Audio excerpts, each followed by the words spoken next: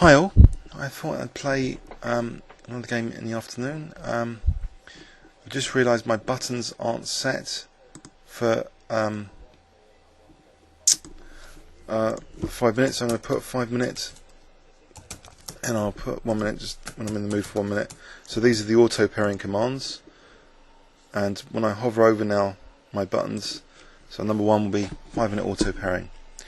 So this is the toughest pairing system I think available on the internet. It quickly gets you sometimes IMs and GMs. The more you win, the harder it becomes. It's like a Swiss tournament in effect. I'm not sure I like the marble like sound effects. I've just changed the interface to Blitzen on this machine. A new version of Blitzen. Away from Dasher. Let's maybe try this knight sacrifice again. Queen, Bishop D3. Okay, can I just play C takes D4 here? Right, F6. I don't know if White's pushing luck here, but I'm pawn up here temporarily. Prepare for Bishop C5 without laying B4. Maybe Knight E4 is good here. I'm not really sure. If I can get in Knight E4, there's a lot of pressure on White's position.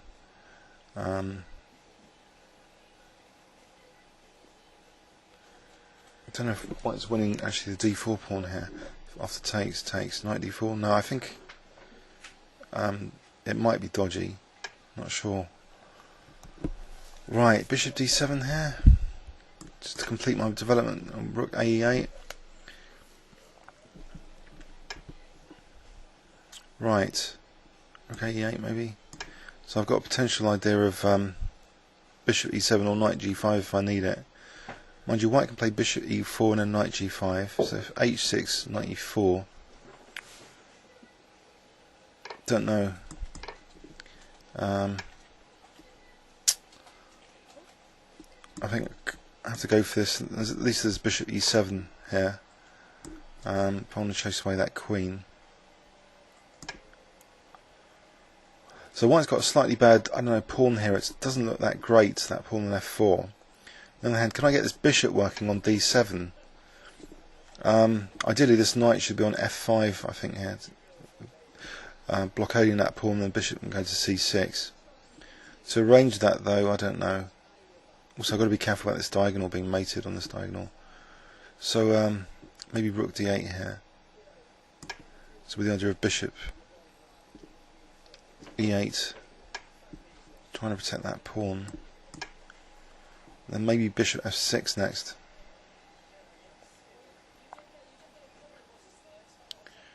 Or maybe Bishop H5 to try and undermine the pressure that's been exerted on this poor D4 pawn. Bishop H5. He might play C3 next, I don't know. If I can get in Bishop H5 though, that will be converting this bishop to something quite useful on H5. I think I'll play it. So I'm trying to interrupt this doubling of rooks. So Rook F5. I don't know. Maybe I should just take on E2 now. If I take on E2 or play E5 first. E5 first is also. That seems interesting, but then Knight G3. So I better take that before the pressure builds up too much. Now Rook F5 or Rook D5. Mind you, E6 is a bit of a concern in some variations now. Maybe Rook here blocking that pawn. So I've got that blockade square that I talked about earlier for that pawn. Actually, Knight E5 is a threat here, winning the exchange because of that pin. Knight E5 still a threat here, protecting E6 with my queen. So that's a useful resource. I think if Bishop D4, maybe Queen D4, I don't know actually. Rook D4, Knight G6. But mind you, Queen F5 all gets a bit hairy. Is there a simpler approach? Maybe just Knight takes G6 and Knight takes F4. So he's played that. Queen D4, Queen F5, say. Queen d3, Queen e6. Yeah. Queen d4, Queen f5, ef. Rook takes queen, pawn takes. Oh no, just a piece up there. I think I might try that. So e takes, and now pawn takes, because there's that pin still. Okay, 2 pieces for the rook. A bit of damage done. A3 I can take, kind of safely. Right, where does the bishop belong? Where does the knight belong? Maybe the bishop belongs on f6, because it will be securing that second rank a bit more. Nothing much I can do about rook d7 though. So I want to simplify here. Rook f7, rook e8, so maybe just protecting the pawn for the moment. Now, what's a good plan? Centralizing the king, I can't really do that.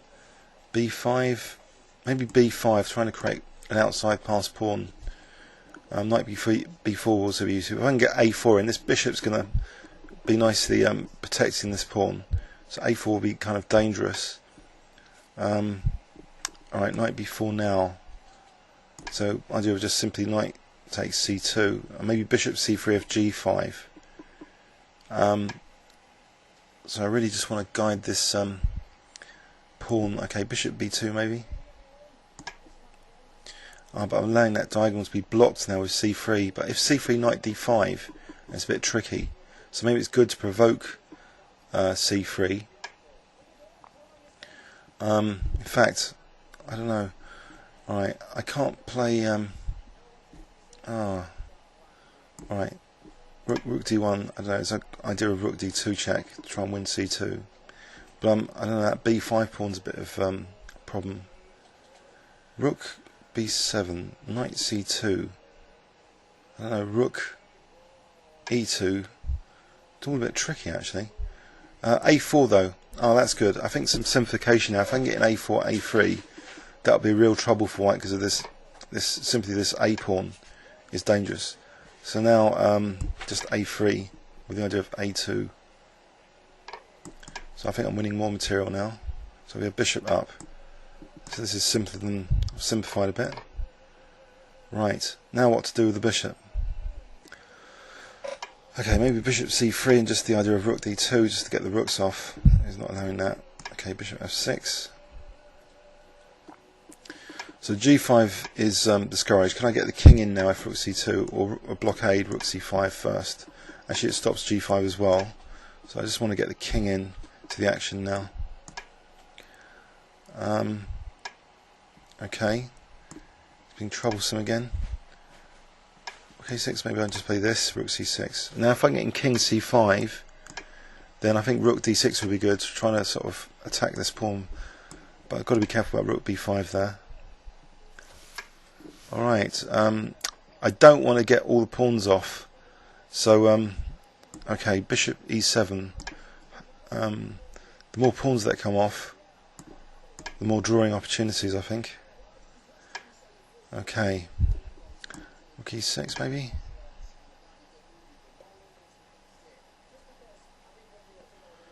Right, there's a lot of pressure being exerted by my opponent, but he's running short of time.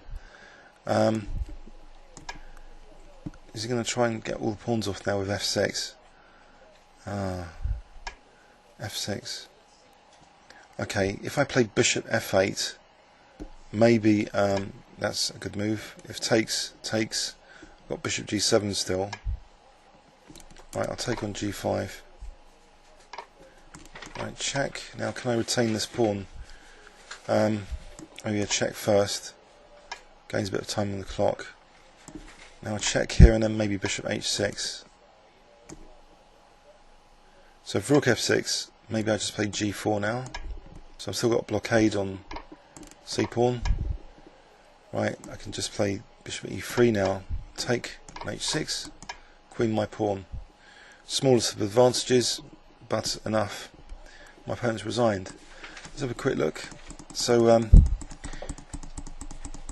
it was interestingly played, but I think I was doing all right here. Just going onto the pawn, but here, yeah, white came back into it, so I must have played an inaccuracy. the queen h4, maybe h6 is more accurate to stop this knight g5 business. So I lost the pawn back, and the diagonal is also dangerous. Taking on e2 maybe was a good idea. So knight g3, maybe f5. And here knight e5 was a lovely tactic to have. So based on that f-file pressure, latent f-file pressure.